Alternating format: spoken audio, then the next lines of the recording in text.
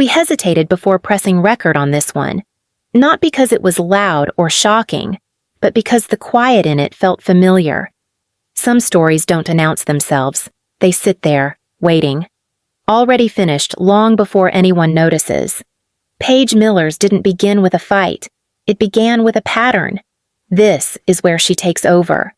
I learned early that being useful kept the room calm. I was 30 when it finally clicked, but the habit started way before that. If I paid for something, fixed something, covered something, no one asked too many questions. No one raised their voice. I worked remotely as a senior software architect. The kind of job people imagine is noisy with meetings and ego, but mine was mostly quiet screens and long nights. The money came steadily. I didn't talk about it. I used it. When my sister Tessa needed help, I wired $2,400 for rent. Another time it was $3,600. When my Uncle Ronald hinted about winter property taxes, I covered the December bill. When my mom wanted a reliable car, I signed the lease in my name so her rate would be lower. At dinner, none of that came up. Judith smiled at the table, careful and practiced. "You're always so independent," she said once, like it was a flaw she had learned to tolerate. Frank sat beside her, quiet, eyes on his plate. Tessa scrolled through her phone, already bored. I waited for a thank you that never came. The silence stretched, familiar and heavy. I told myself it was fine. I told myself this was how families worked. There was a moment that night when Judith reached for the bread basket and brushed my hand away without looking. It was small. It always was. We noticed how nothing dramatic happened there. That mattered. I kept my voice even. "I can cover it if you need." Judith nodded. "Of course you can." No one looked at me. "If this feels close to something you recognize, you know why it stayed quiet for so long." I thought usefulness was the same thing as belonging.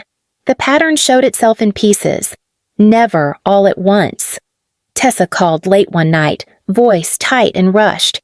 "I'm short this month, just until things settle." She didn't wait for an answer. She never did. I opened my banking app while she talked, the familiar sequence already running in my head. $2,400 moved from my account to hers.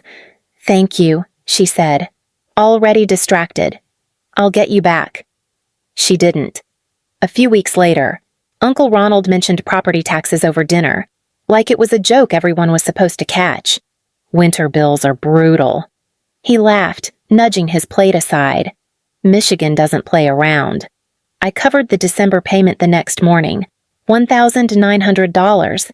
He texted a thumbs-up emoji. My mom's car was the longest conversation. She wanted something reliable, something that didn't make her look careless in the church parking lot. We sat at the kitchen table while she folded mail. "You've got good credit," she said lightly. "It's just easier this way."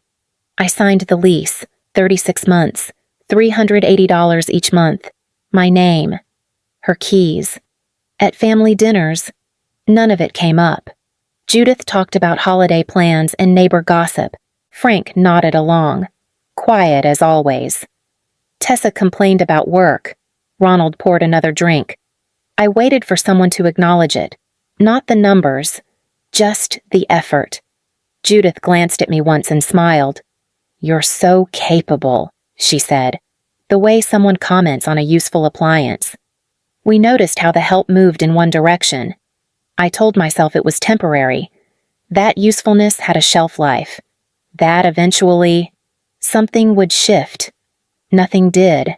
Christmas crept up the way it always did, quietly and with pressure. I hadn't planned on going. I told myself that while standing at my kitchen counter, sorting mail I didn't open right away. Bills, a flyer from the bakery downstairs. Nothing urgent. My phone buzzed. "Kara, are you coming tomorrow?" I stared at it longer than I meant to. Another message followed. "I saved you a seat." That was it. No smiley face. No guilt. Just the sentence. I typed. Erased. Typed again. "I don't know." "It's a long drive." "I know," she wrote back. "But I'll be there." I leaned against the counter, thumb resting on the screen. Kara never pushed. She noticed things instead. The way conversations tilted away from me. The way my name stopped coming up unless someone needed help. Okay, I finally sent. I'll come by after work. Her reply came fast. I'm glad. The next day, I packed a bottle of wine I knew no one would open. I stood by the door longer than necessary, keys in hand, listening to the hum of traffic outside. Nothing in me felt excited, just steady, careful. I locked the door and headed out. I parked 3 houses down because the driveway was already full. That part hadn't changed. I was always the last one considered for a spot. I walked up with the bottle of wine tucked under my arm. Through the front window, the house looked like a staged set for a perfect life. Laughter spilled through the glass. My sister Tessa was leaning against the mantel, gesturing wildly while her new boyfriend watched her with practiced adoration. When I reached for the handle, the door opened just enough to stop my hand. Ronald filled the frame, his face set in a hard, territorial line. He didn't look surprised. He looked prepared. This isn't a good time. Paige, he said, his voice a low, flat warning. You bring tension. I blinked, the cold air stinging my eyes. I haven't even walked in yet. Ronald, that's the point. He glanced back toward the dining room. Your mother wants a night without reminders. You being here makes it hard for her to enjoy the family she's actually proud of. It's better if you just head out. Past his shoulder. I saw the table. My mother, Judith, was at the head. She caught my eye for a fleeting second. There was no warmth, only a flicker of annoyance, as if I were a smudge on a clean window. She raised her glass to Tessa's boyfriend, offering him a radiant smile she had never once given me, and turned her back. In the kitchen, my father, Frank, stood over the counter. He saw me. I know he did, but he just tightened his grip on a dish towel and stared at the floor, choosing the safety of his silence. I drove 40 minutes, I said, my voice eerily steady. I paid the taxes on this roof. Ronald's jaw tightened. Don't start with the money. Let's not make this worse than it is. Just go. Something in my chest finally snapped, not with a bang, but with a quiet, icy clarity. I wasn't their family. I was their secret benefactor, and they hated me for it. Tell Kara I'm sorry, I said. I stepped back, watched him close the door, and walked to my car. I didn't cry.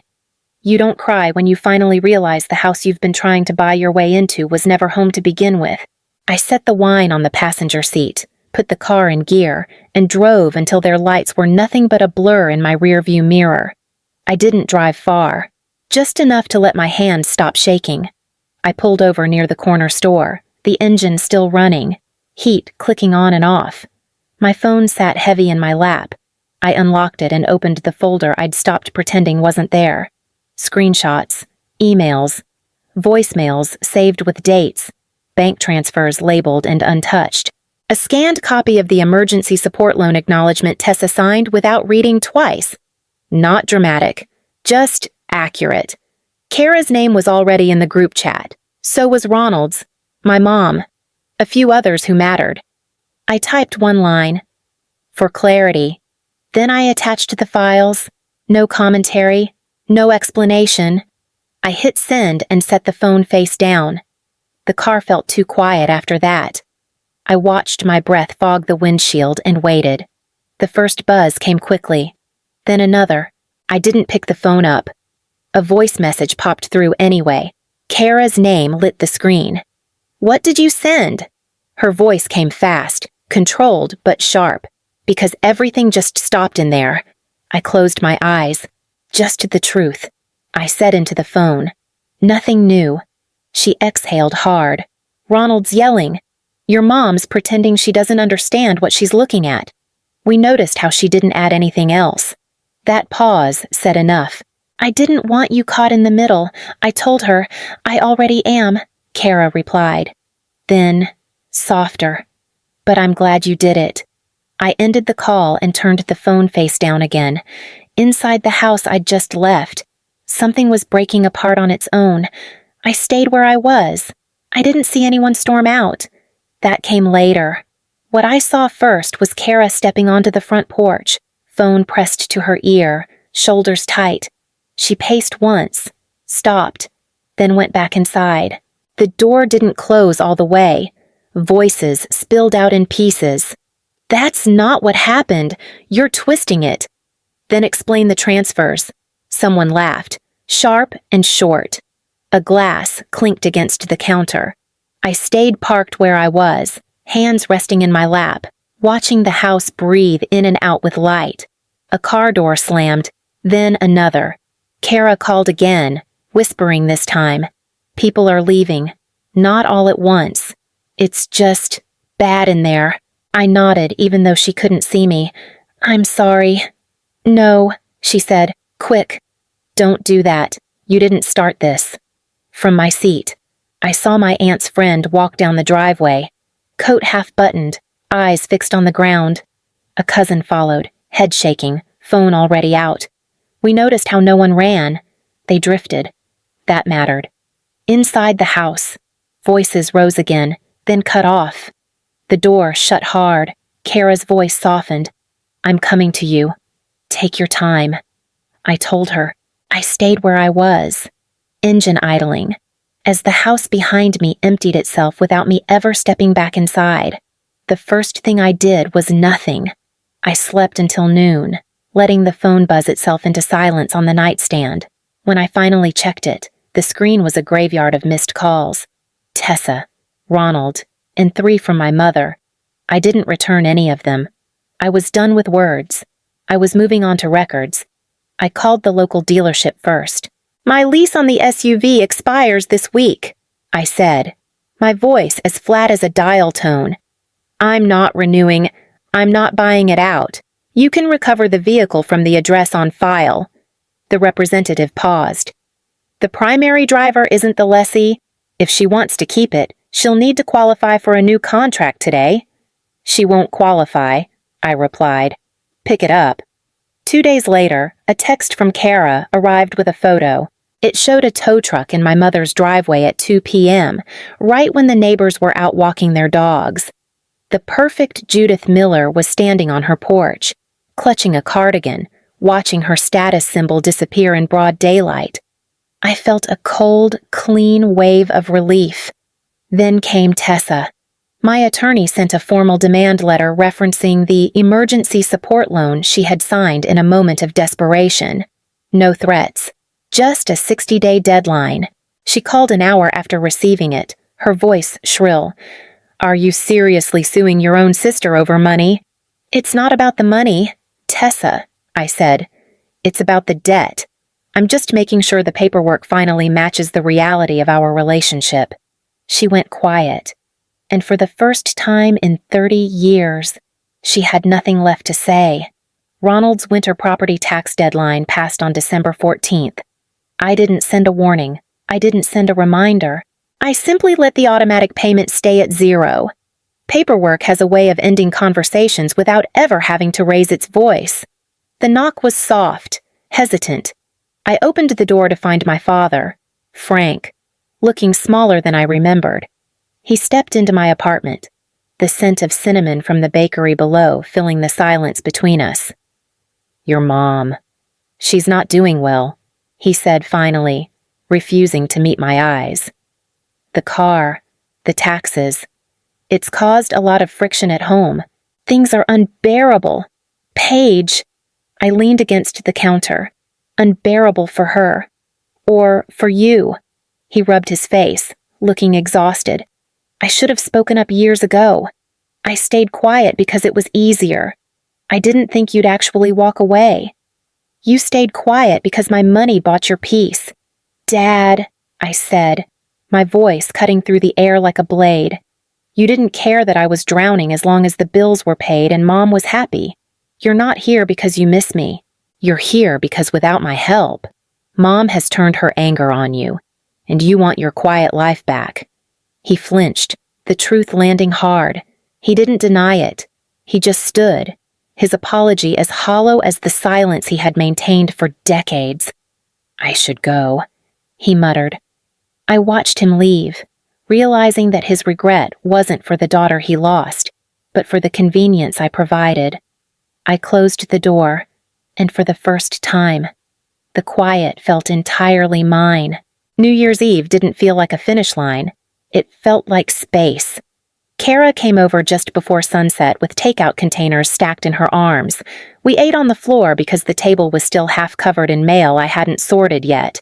The bakery downstairs smelled like cinnamon and sugar, the kind of smell that makes everything slow down whether you want it to or not. We didn't talk about my family. Not at first. We talked about work, about a trip Kara wanted to take in the spring, about nothing important. That mattered more than it should have.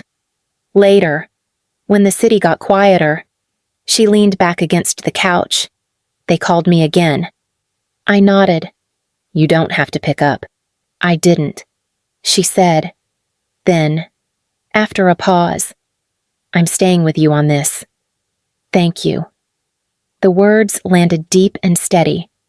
When she left, I stood by the window for a while, watching lights flicker in other apartments. Somewhere nearby, someone laughed, someone else argued. Life kept moving, uninterested in my timing. I realized something then. I hadn't lost anything recently. I'd been carrying less. My name is Paige Miller, and for the first time, my silence wasn't a service. It was a choice. I didn't need to explain myself into belonging anymore. I didn't need to prove my usefulness to stay in the room. I cleaned the kitchen, slowly, set the alarm, turned off the light. The quiet followed me into bed and stayed. We stayed with her there, not to wrap it up, but to leave it open where listening becomes the next step.